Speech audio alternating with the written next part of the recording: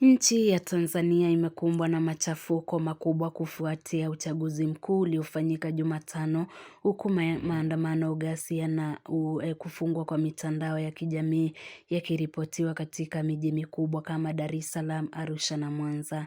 Mashuhuda wamesema waandamanaji wamechoma magari, kufunga barabara na kuimba nyimbo za kupinga matokeo, hali iliyosababisha polisi na wanajeshi kutumia mabomu ya machozi na risasi za moto kuwatawanya. Mashirika ya kutetea haki za binadamu kama Amnesty International yameripoti vifo vya watu wawili, ingawa idadi kamili huenda ikawa juu zaidi.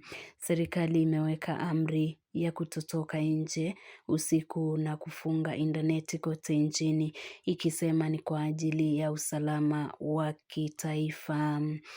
Vyama vya upinzani vimepinga hatua hizo, vikisema serikali inajaribu kuficha ukweli kuhusu ukiukaji wa uchaguzi.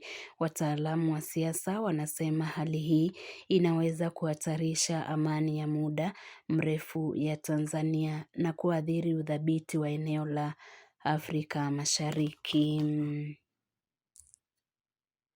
Tume ya uchaguzi inatarajiwa kutangaza matokeo kamili katika siku chache zijazo, huku wito wa mazungumzo na utulivu ukiendelea kutolewa.